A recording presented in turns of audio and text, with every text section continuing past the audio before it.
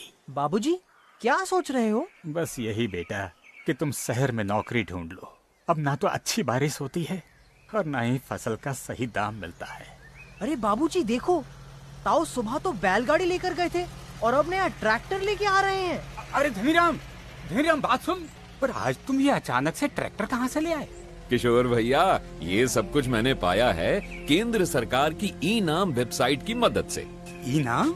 हाँ, ई नाम। भाई, तुम जब मंडी जाते हो तो तुम आड़ती से हाथ मिलाते हो, है ना? और फिर वही तुम्हारी फसल की बोली लगवाता है, बिना फसल की गुणवत्ता जांचे, अपने हिसाब से, अपनी दर पर और अपने ही लोगों को बिकवाता है। उन्हें मिलता है ढेर सारा पैसा और तुम्हारे हाथ में आता है ठेंगा।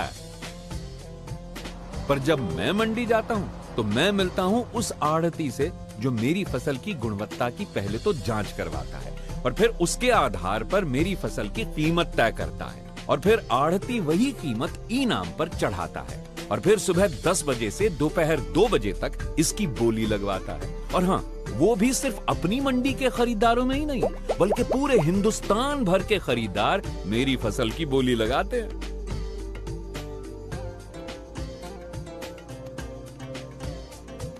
तो मुझे मिलती है अपनी फसल की अधिक से अधिक कीमत उसकी गुणवत्ता के आधार पर, और वो भी मेरी नजर के सामने।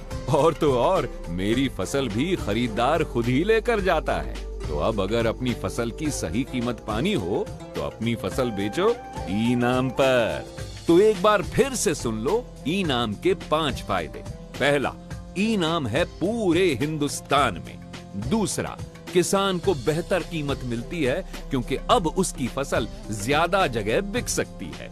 तीसरा, ये पूरा तरीका एकदम पारदर्शी है और किसान हर चीज को खुद अपनी आंखों के सामने देख सकता है। चौथा, किसान को समय पर अपने पैसे मिलने की गारंटी। और पांचवा, कीमत फसल की गुणवत्ता के अनुसार मिलती है। अरे वाह, अब तो हम भी अपनी फसल ई नाम के जरिए ही बेचेंगे। और हम भी।